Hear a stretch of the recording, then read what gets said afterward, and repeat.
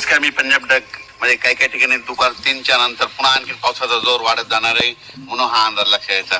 खास करून तुम्हाला एक सांगू इच्छितो की सोलापूर जिल्हा, बीड जिल्हा, लातूर जिल्हा, धाराशिव जिल्हा, सांगली जिल्हा, त्याच्यानंतर सांगलीमध्ये आटपाडी, पंढरपूर, सांगोला त्या परिसरामध्ये काय झालं, पाऊस कमी होता. पण ह्या जिल्ह्यातले सर्व शेतकऱ्याला सांगू इच्छितो, तुम्ही घाबरू नका. आणखी जवळपास 4-5 दिवस 25 तारखेपर्यंत म्हणजे यात्रेपर्यंत, पंढरपूरच्या यात्रेपर्यंत चांगला जोराचा पाऊस पडणार आहे. म्हणून धाराशिव जिल्हा, लातूर जिल्हा, बीड जिल्हा, त्याच्यानंतर सोलापूर जिल्हा, सांगली जिल्हा, त्याच्यानंतर आटपाडी, सांगोला त्या परिसरातले शेतकऱ्यांना अंदाज लक्षात द्यायचा.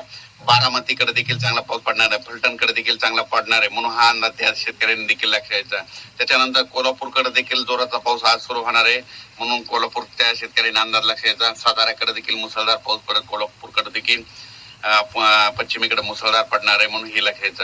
म्हणजे सांगायचं झालं तर रत्नागिरीपासून तर पालघर पर्यंत त्या संपूर्ण घाटमाथ्यावर आजपासून जवळपास 5 दिवस चांगला जोराचा पाऊस पडणार आहे म्हणून हा अंदाज लक्षात. पुण्याकडे देखील आज जोरात पावसाला सुरुवात होणार आहे. मुंबईला देखील जोरात पाऊस पडणार आहे ह्या 5 दिवसामध्ये म्हणून हे मुंबईकरांनी अंदाज लक्षात. नाशिकला, त्र्यंबकेश्वर त्यांनी देखील अंदाज लक्षात. मराठवाड्यात देखील आज दुपारच्या, आता तर सध्या मराठवाड्यामध्ये परभणी जिल्ह्यामध्ये पाऊस चालू आहे. तर आणखीन तुम्हाला एक सांगतो, आज दुपारच्या नंतर परत जोराचा पाऊस पडणार आहे म्हणून रात्री देखील जोराचा राहणार आहे म्हणून हा मराठवाड्यातल्या शेतकऱ्यांना अंदाज लक्षात. मराठवाड्यामध्ये जिल्ह्यामध्ये सांगायचं झालं तर हिंगोली जिल्हा, नांदेड जिल्हा, परभणी जिल्हा, जालना जिल्हा, संभाजीनगर, धाराशिव आणि लातूर या जिल्ह्यातल्या, मराठवाड्यातल्या सर्व जिल्ह्याला सांगतो की तुम्ही म्हणजे ह्या 25 तारखेपर्यंत चांगला जोराचा पाऊस पडणार आहे म्हणून अंदाज सर्व शेतकऱ्यांना लक्षात द्यायचा. कोणताच गाव आणि कोणता भाग वंचित राहणार नाही. दररोज पाऊस पडणार आहे, फक्त वेगवेगळा भाग कव्हर करीत राहणार म्हणून हा अंदाज मराठवाड्यातल्या शेतकऱ्यांना लक्षात द्यायचा. विदर्भ 6-5-11 जिल्ह्यामध्ये, वर्धा जिल्हा झाला, नागपूर जिल्हा झाला, भंडारा जिल्हा झाला, यवतमाळ झालं, तर अकोला, अमरावती, बुलढाणा तिकडे देखील त्या 11 जिल्ह्यामध्ये, गडचिरोली, चंद्रपूर तिकडे देखील म्हणजे आज 18 पासून पावसाचा जोर वाढत जाणार आहे तर 25 तारखेपर्यंत दररोज वेगवेगळ्या भागात चांगला जोराचा पाऊस पडणार आहे म्हणून हा अंदाज त्यांनी देखील लक्षात येतं. सर्व जोरी एकदाच पडणार नाही पण दररोज वेगवेगळा भाग कव्हर करत राहणार म्हणून हे लक्षात येतं. त्याच्यानंतर इकडे आपण उत्तर महाराष्ट्राकडे वळू. उत्तर महाराष्ट्राकडे देखील नंदुरबार जिल्हा झालं, धुळे जिल्हा झालं, जळगाव जिल्हा आज देखील बऱ्याच भागामध्ये विखुरलेल्या स्वरूपाचा पाऊस पडणार. पण नंदुरबार जिल्ह्यामध्ये मात्र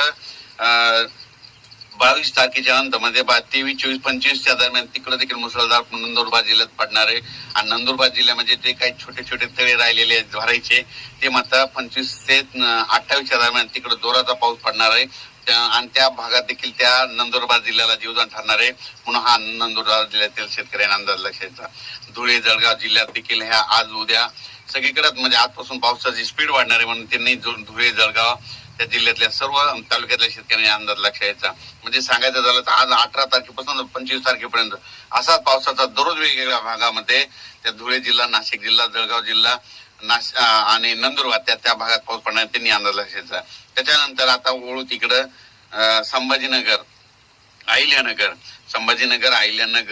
आणि या जिल्ह्यातल्या शेतकऱ्याला सांगू, आज दुपारच्या नंतर खूप ठिकाणी बऱ्याच भागावर मोठ्या प्रमाणात जोराचा पाऊस पडणार आहे. काही ठिकाणी ओढी नाले वाहणारा पडणार आहे, काही ठिकाणी रिमझिम पडणार आहे, काही ठिकाणी चांदण्यास असतील तसा पडणार आहे म्हणून संभाजीनगर जिल्ह्यातल्या शेतकऱ्यांनी, अहिल्यानगरच्या शेतकऱ्यांनी अंदाज लक्षात द्यायचा. तसेच सिल्लोड, सोयगाव त्या परिसरात देखील चांगला पाऊस पडणार आहे. चाळीसगावकडे देखील पडणार आहे, मालेगावकडे देखील पडणार आहे म्हणून अंदाज त्यांनी लक्षात द्यायचा. सांगायचं झालं तर एकंदरीत राज्यामध्ये आज 18 तारखेपासून चांगला पावसाचा जोर वाढत राहणार आहे म्हणून हा अंदाज शेतकऱ्यांनी लक्षात द्यायचा. इकडे तेलंगणामध्ये देखील चांगला पाऊस राहणार आहे म्हणून तेलंगणातल्या शेतकऱ्यांनी अंदाज लक्षात द्यायचा. कर्नाटककडे देखील पाऊस पडणार आहे आणि मध्य प्रदेशच्या जे खंडवाचे आपले महाराष्ट्राचे जे काही लगतचे जिल्हे आहेत, मध्य प्रदेशकडे काय होणार आहे, 22-23 तारखेच्या नंतर एक लो प्रेशर आहे त्याचं ते चक्रीवादळात रूपांतर होणार आहे. मग ते काय होणार आहे, नागपूरकडून भंडाऱ्याकडून ते काय होणार आहे, इकडं बैतूलकडे जाणार आहे. बैतूलकडून काय होणार, तसंच मध्य प्रदेश इंदोर करत ते चक्रीवादळ 25-26 तारखेच्या नंतर परत इकडं नंदुरबारकडे येणार आहे. आणि नंदुरबारकडे येत असल्यानं परत मुंबईकडे गरमी असल्यामुळे ते काय करणार आहे, परत मुंबईच्या समुद्रात खेचले जाणार आहे. त्याच्यामुळं मुंबईला मात्र 25, 26, 27च्या दरम्यान मुसळधार पाऊस पडणार आहे म्हणून मुंबईच्या जनतेने अंदाज लक्षात. शेवटच्या आठवड्यात मुंबईला परत एकदा बऱ्याच भागामध्ये मुसळधार, अतिमुसळधार पाऊस पाहायला भेटेल म्हणून हा अंदाज लक्षात.